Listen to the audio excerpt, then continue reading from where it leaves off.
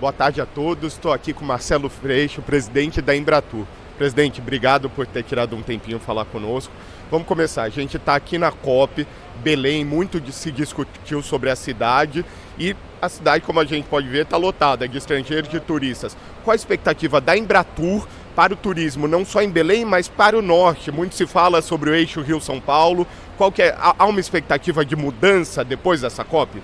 Não, a expectativa é gigante. Primeiro, o acerto que foi, né, depois de tanta tensão, fazer uma COP, um encontro tão importante mundial, num estado amazônico, né?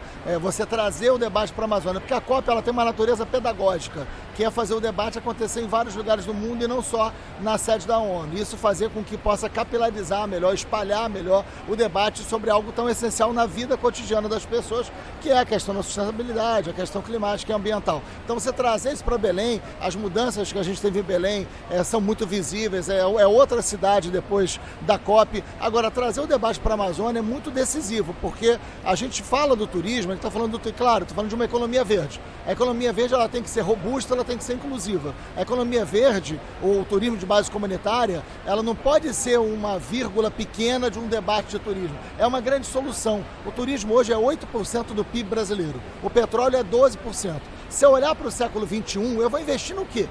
Não é possível que a gente não mude uma cabeça em relação a qual o modelo de desenvolvimento, como é que a gente vai gerar emprego e renda. Então a COP deixa um grande legado e deixa um grande legado no turismo como uma ferramenta de uma economia sustentável, geradora de emprego e renda. E o Brasil vive o seu melhor momento do turismo, gerando muito emprego, gerando muita renda e com essa possibilidade da região norte, toda a região Amazônia, ser um grande destino, né? Gerando assim.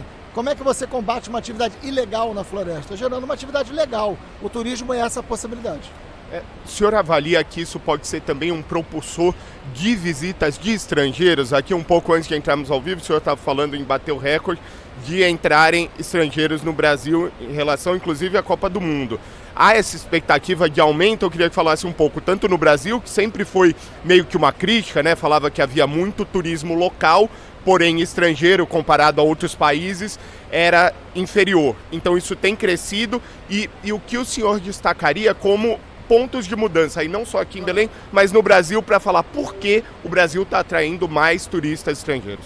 Vamos lá, o Brasil vive o seu melhor momento no turismo internacional. O Brasil já é o maior destino turístico internacional de toda a América do Sul, né? Então o Brasil hoje já é a principal referência de turismo. A revista Forbes indicou em 2023 que o Brasil é o principal destino de ecoturismo do planeta. Então a gente está numa COP e dizer que o Brasil é o principal destino de ecoturismo do mundo, isso é relevante, né? Então como é que a gente melhora isso? A gente teve um crescimento em 2025 de 43% comparado a 2024, que já tinha sido recorde. O Brasil nunca chegou ao longo da sua história em 7 milhões de turistas. O Brasil chegou a 7 milhões de turistas no mês de setembro.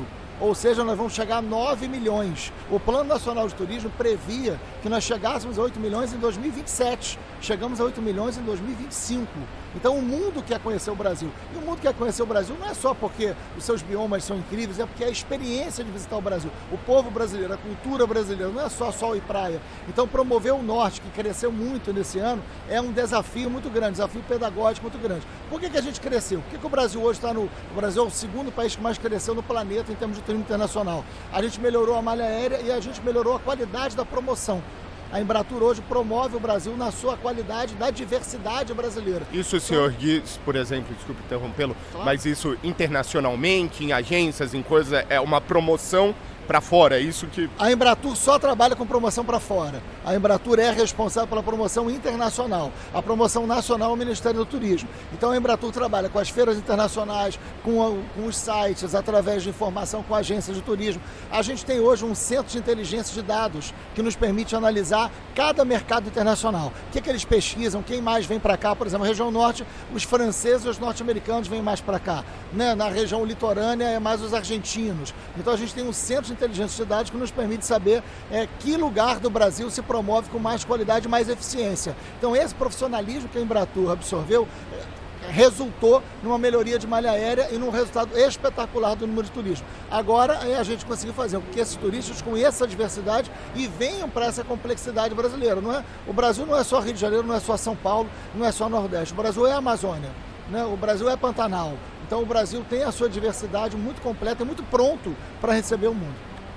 puxando um pouquinho dessa imagem internacional, uma preocupação que sempre tem, sempre se fala, é a segurança no Brasil, puxando um pouquinho para o seu estado, para a sua cidade.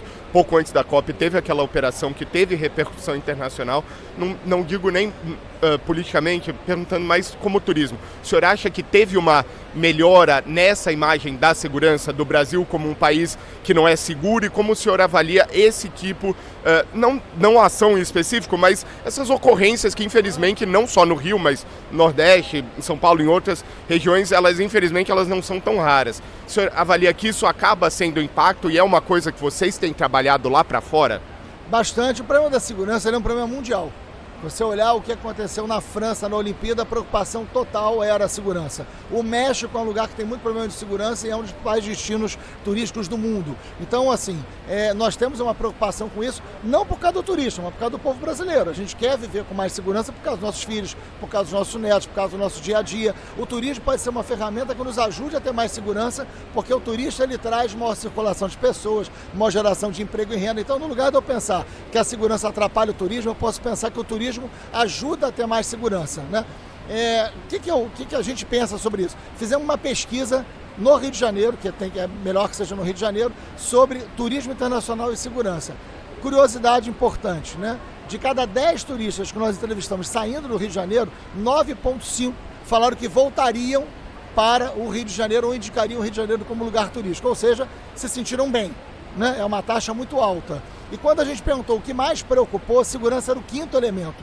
Então, na verdade, o tema da segurança ele é muito importante, ele é muito relevante, mas ele se destaca muito mais em quem vive no Rio de Janeiro, em quem vive no Brasil, do que quem nos visita. Porque quem nos visita talvez não conviva com o cotidiano que a gente convive. Agora, vamos melhorar e vamos fazer o turismo ajudar na segurança? Eu acho que esse é um desafio fundamental. Perfeito. Indo para a gente encerrar, falando nessa repercussão internacional, a imagem internacional pegou muito ontem a fala do chanceler alemão, Friedrich Merz. Ele fala internamente, mas acabou vazando pela imprensa e acabou pegando o mundo. Ele falando que os alemães ficaram contentes em deixar o Brasil. Como vocês viram essa fala e se acha que isso impacta ou não no turismo na Europa ou coisa do tipo? Não impacta nada. Eu senti vergonha alheia. Porque, na verdade, é muito ruim para um representante de um governo cometer tamanha deselegância e expressar a sua ignorância.